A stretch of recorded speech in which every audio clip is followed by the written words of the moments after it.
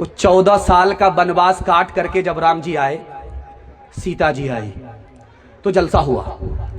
जलसे में फूल माला लेकर के तनवीर जकी जैसे लोग बैठ गए, लक्ष्मण जी एक तरफ बैठ गए। अब कहा गया माला इधर बढ़ाइए, तो जलसा के लोगों ने कहा, लक्ष्मण जी के हाथ में माला दे करके कहा ये माला लो, और तुम्हारी जो भाभी सीता जी पर्दे के पीछे बैठी हुई है उसके गले में जाकर के माला पहना करके आओ। जंगल में 14 साल रही, आबरू को बचाया, ईमान को बचाया, आबरू का सौदा नहीं किया। ऐसी औरत के गले में जाकर के माला पहनाओ, सम्मान करो। जब लक्ष्मण जी माला लेकर के निकले तो रास्ते में खड़े हो गए, आगे बढ़ ही नहीं रहे। तो नाजिम ने कहा, अरे क्या हुआ? माला हाथ में, भाभी के गले में डालो। कहा कि मेरी भाभी 4 औरत के साथ बैठी है, मुझे पता ही नहीं कि भाभी कौन है, किसके गले में मैं माला डालूं। अरे 14 साल वनवास में रहे भाभी, और तुम उसके देवर, तुमको ये पता नहीं कि भाभी कौन है? तो उन्होंने कहा, अरे भाभी का हाल तो सुनो पहले।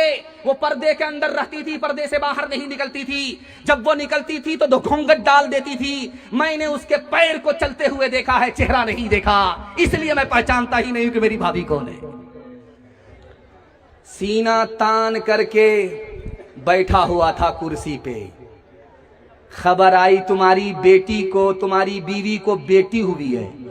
मुंह लटका करके बैठ गया। मीठा मीठा हफ हफ, कड़वा कड़वा थू थू। बेटी का नाम सुन करके सर गाड़ लिया, सर उठा करके बैठा हुआ था, सर झुका लिया। इस तरह झुका लिया, इस मायूसी में झुका रहा है। महसूस ये हो रहा है कि इस साल बीवी ने पैदा किया, अगले साल यही पैदा करे। अब वो बेटी को गोद में लेने के लिए कोई औरत तैयार नहीं, न उसको नानी गोद में ले रही है, न दादी गोद में ले रही है। मां बेचारी उस बेटी को जो आज पैदा हुई है गोद में लेकर के बैठी हुई है। तो मां ने कहा, करे नया बच्चा है, नई बेटी है, अल्लाह ने जो दिया, अल्लाह से जो मिला वही दिया। ये बेटी है, इसको गोद में तो ले लो। तो नानी गोद में लेते करके क्या कहती है, जब तुम कहती हो तो ले लेती हूं, वरना बेटे की बात तो कुछ और है। मुसाफा हो रहा है, सहाबी मुसाफा कर रहे हैं। अल्लाह के रसूल ने कहा, कितने बेटे?